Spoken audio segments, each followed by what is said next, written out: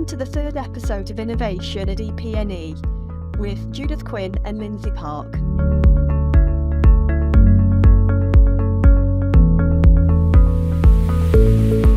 In today's episode, we'll be talking to George Bramley about his current project-based learning project, which he's completing with a group of students. George joined us on the Circ visit last year and was inspired to introduce his method of teacher learning assessment to develop the wider skills for his students as well as their subject knowledge and skills.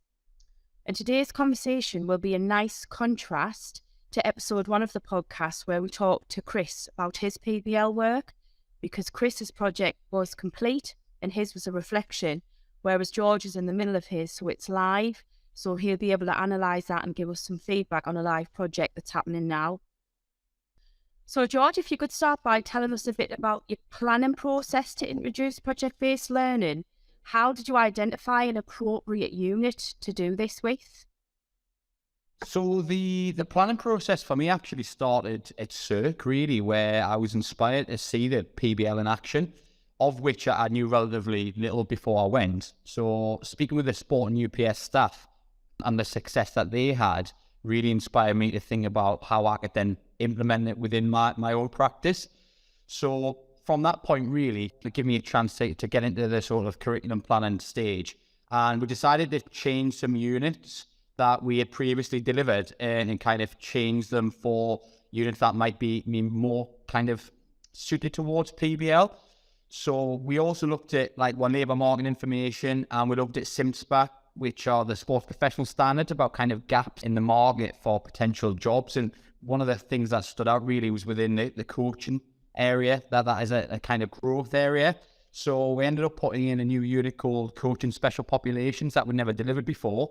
And through the planning, we realised that this unit, if you like, would work perfectly because it allows the learners to think of a real world problem themselves and then deliver some kind of activities to a special population of their choice.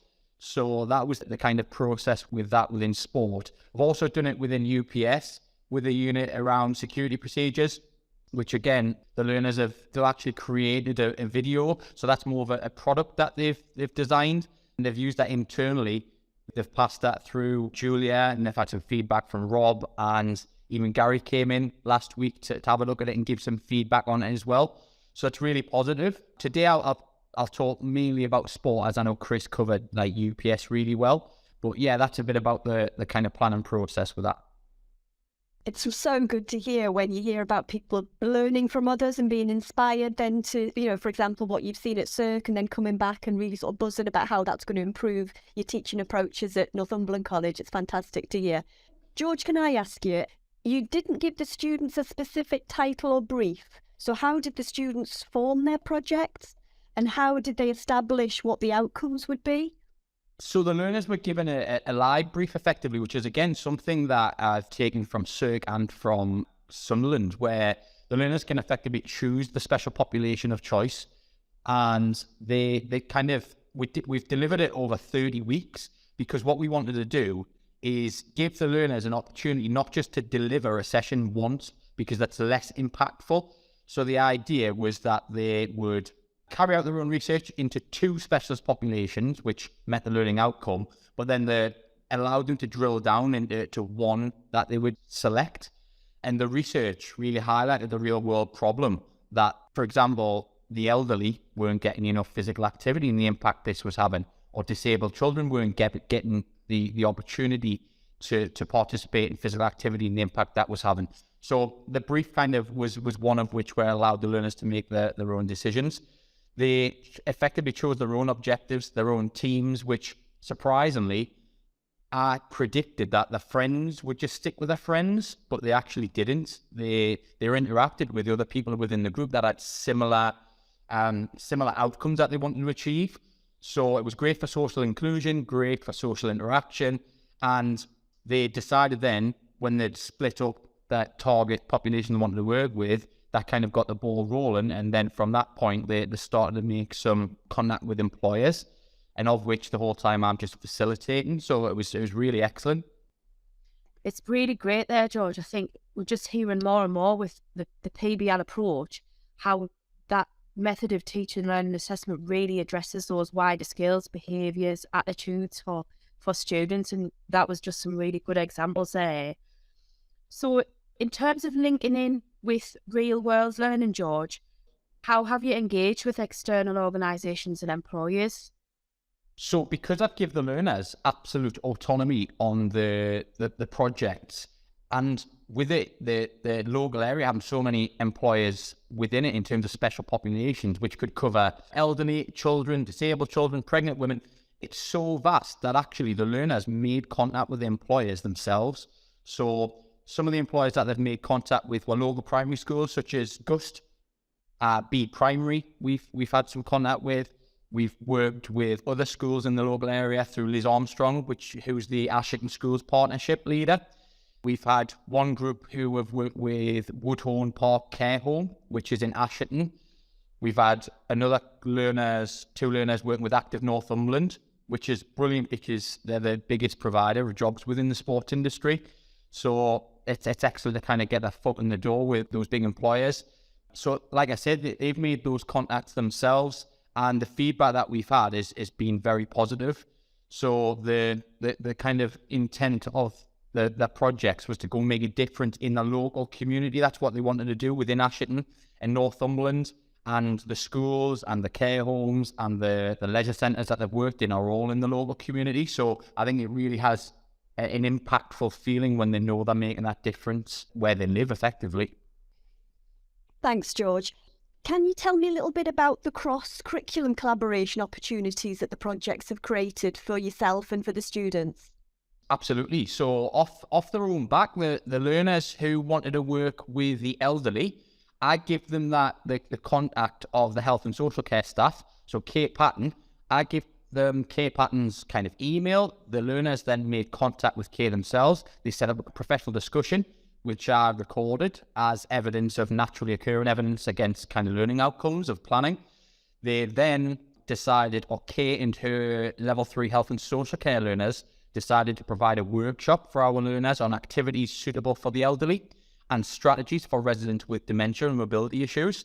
So it was excellent to get that cross-collaboration to see the level 3 health and social care kind of showing off their knowledge and sharing it wider to our learners. That was a 3-hour professional workshop that Kay and her learners put on for our learners, and they shared some ideas, they collaborated together, and then the learners came back to sport and effectively started to plan their own sessions from the information that they'd gathered. And it was really powerful, of which I didn't realise so much the impact it could have with the elderly in terms of the onset of dementia. And they were finding that not only does it delay the onset of dementia, it actually has been evidenced if you did 6 weeks worth of physical activity, even as little as an hour a week. The research that Kay and the health and social care learners shared was that it can actually extend the residents' lives. So that you can't really get any more powerful than that. So that was excellent from one group. We had other groups who made contact with Natasha Bradshaw. So she was happy to share her expertise with learning support, because the learners were going to go out into some special educational needs schools and learners with some quite high needs. She shared some behaviour management strategies. She shared some strategies around meeting the needs of learners who might have social and emotional challenges. So again, that was some good cross-collaboration. And then one other group have decided to do some water sports activities, and they wanted to market on their social media pages. So they made some contact with IT students who helped them manage that social media page and advertise their activities. So it's been really positive, the cross-curriculum collaboration, I'd say. I know you've talked loads about benefits, George, throughout the conversation, but because your project-based learning work is live and it's ongoing now, what have been the challenges and the benefits so far? So the benefits that start with are vast, really. The vast majority of the learners are achieving higher grades in comparison to the other units, so their value added is improved. The development of the transversal, as Sir called them, or the softer employability skills, are significant. So we've done a skills audit in weeks 1 and 2, and like the bullseye kind of self-assessment, if you like. And we've done that intermittently at kind of weeks 10 and then week 20 to show those developments. And in every single learner has made developments in those softer skills that employers are looking for in terms of citizenship, i.e. they're working respectfully with cultural diversity and that contribution to society. They've had to solve many problems, building resilience and kind of learning how to overcome setbacks. They've worked with others because they're working in small groups of 3, 4, 5. Their digital literacy is improved in terms of the kind of social media campaigns and the e-portfolios that they're keeping. And that the self-management and work professionalism, I'd say, is probably the biggest benefit, because the learners are improving their attendance. They are agreeing to a contract at the beginning of the project, which highlights key specific roles. And therefore, because they've got autonomy, they don't want to kind of let their team down, if you like. So even we've had learners who, when they've been ill, they've kind of teased in and they've kind of contributed that way. So it works and links perfectly with some theory that they looked at in other units as well, such as the self-determination theory, where in order for learners to cognitively grow, they need to be autonomous, competent, and have a sense of belonging. And PBL ticks all those boxes. Other theories that they've looked at is the effective context model as well, about the fact that they need to have some kind of emotion attached to their coaching sessions in order for learners to enjoy it. But what they've not realised is the fact that they're developing because there's emotion attached to the projects that they're delivering. So that the self like pride and satisfaction and those moments where they're kind of coming back and feedback how it's gone is really rewarding. Final benefit, I'd say, from a teacher learner point of view, is I had very positive feedback from Joe Cooper and Rob Stewart through an observation that they carried out. So the kind of almost fear and the unfamiliar pedagogy of using it was overcome, because obviously it's new, something that I hadn't done before, but it was great to have positive feedback from senior leaders in terms of lesson observation. So yeah, it's really positive. In terms of some of the challenges, one of the bits of feedback I did receive during my observation was about the assessment. So because it's ran over 30 weeks, obviously there's lots of ongoing formative assessment, but a challenge around summatively assessing.